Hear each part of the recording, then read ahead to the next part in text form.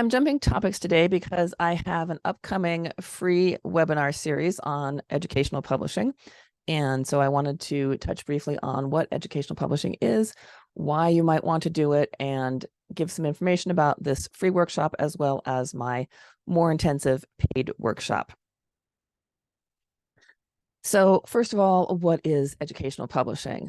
Basically, it means you're working for companies that produce educational materials for schools, school libraries, and homeschooling families.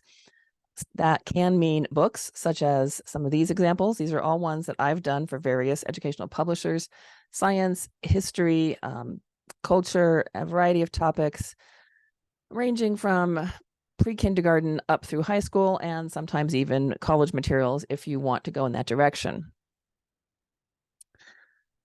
There can be assigned topics where the publisher says, we're doing a series on this subject, and these are the titles we want. And then they give you the word count, how they want the book structured, the grade level, and so forth.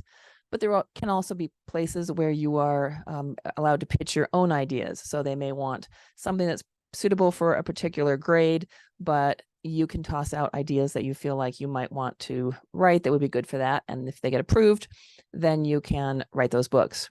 Now, keep in mind, this is not a way of selling manuscripts that you've already written on your own. Usually you will not start writing or not do more than a sample until you actually have a contract and you know that you have a market for that book and will get paid for it.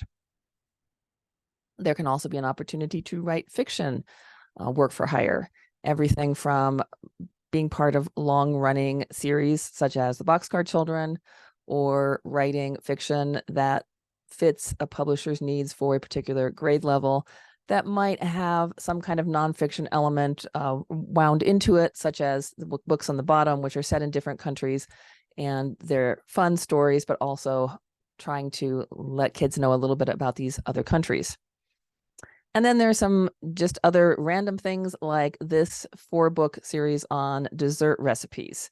So there can be all kinds of books. If you go to a local library and look through the children's section, not the novels, but sort of everything else, you might find a lot of these books to give you a better idea of what educational publishing involves.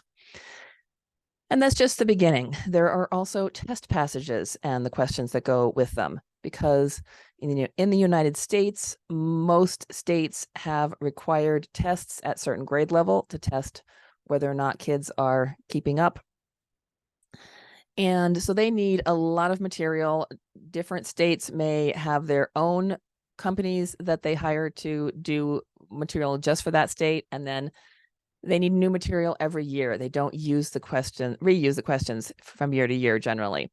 And so they may be looking for short stories, nonfiction articles, even short plays and poetry. You don't have to be able to write all of these things. If you have a preference and you just want to write nonfiction, that's usually fine. But if you prefer stories or poems or something, you can certainly find work for that as well. For test passages, they're going to be tied into assigned testing standards. So again, you may get the topic that they want, or you may just get the grade level and what they want to test students on, some general guidelines, and then you can suggest passages that you would like to write. So this can be a variety of work and a lot of work with all these companies needing passages. So some of these projects you might get hired on for something that lasts for several months with regular weekly income. Then there are other types of curriculum materials. This can mean teacher lesson plans. You might get it hired to write a chapter of a textbook. It can mean online course materials. And this is just going to keep growing as education changes a little bit, as we get more technology. So we'll be seeing more online educational resources.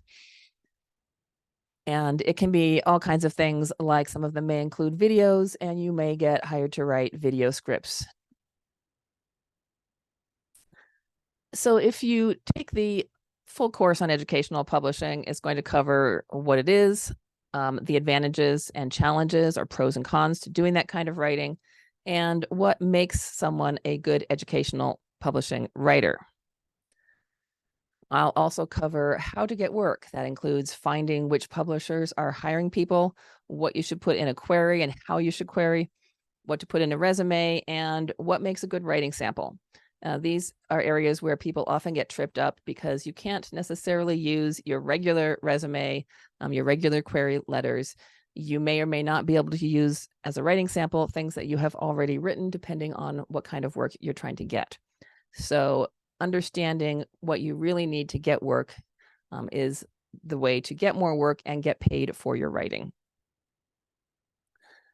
I also have videos that cover understanding publisher guidelines for assignments, because those can be quite confusing and intimidating at first. The very important topic of how to write to grade level, because almost all of this requires writing to a fairly narrow range of reading level. And so you need to know how to write to those grade levels and how to test to make sure that you're hitting the correct level. I also have a video on thinking like a business person, because if you want to do this as part of your career or your entire career, you need to know about tracking your time, how to choose which jobs to take and which ones you should pass, tax deduction for writers, and a whole lot more. So these are important things in becoming a professional educational publishing writer. I've been sharing some quotes from students who have previously taken this course. It was put together originally a couple of years ago as a live course with several teachers teaching the different topics over the course of a number of weeks. And so that gave us a chance to really figure out what was working and what we might need to tweak. But you can see that there are a lot of happy students, and also a lot of people got work, some cases before they even finished the class. There's also an option for getting extra help, hiring me to critique, say, your writing samples, or hiring me to mentor you through the process if you feel like you need a little bit more assistance.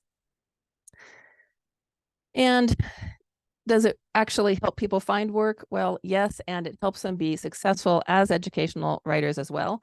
This is a quote from the president of a company that hires educational writers, and she said the ones from the class have all been really terrific to work with. So it is working to help people find jobs. If you want to take the full course, you can go to Easy Course, which hosts it, make an account with a password, then pay for the course with credit card, PayPal, Venmo, or even send me a check if you need to. You'll watch the videos at your own pace. They're on demand, so you can watch all of them in a week or take 6 months, whatever you need to do. Study the handouts that go along with it, do the assignments that will help you prepare your resume and writing samples and so forth, and then you'll be ready to start applying for work. So who am I and why am I teaching this class? Well, I have over 100 books for young people published. Most of them are with educational publishers. Some are trade fiction. I have a couple of books on writing, and I've given workshops on different writing topics around the world. I also write mystery and romance for adults under a different name, and I have over 24 books out. However, despite all of these different kinds of books published, I still make the majority of my income from educational publishing, which just goes to show how challenging it is to make a living off of writing your own books, and how it can be helpful to have educational jobs to bring in the income in between writing your own books, if that's what you want to do. If you want to join the free workshop on earning money with educational publishing, it would be a 1-hour workshop, basically covering the different types of educational publishing and some of the basics, without going into a ton of detail, because I'll only have an hour. But it is free if you are a premium member of SCBWI, the Society of Children's Book Writers and Illustrators. And you can find that by going to the SCBWI website under events and looking for Earn Money with Educational Publishing. Or if you want to go straight to the paid online on-demand workshop, then you can find that at the tiny URL of EdPub Chris, and I'll put those in my description for this video.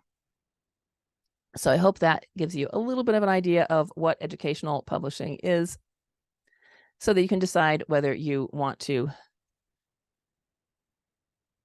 try it or not.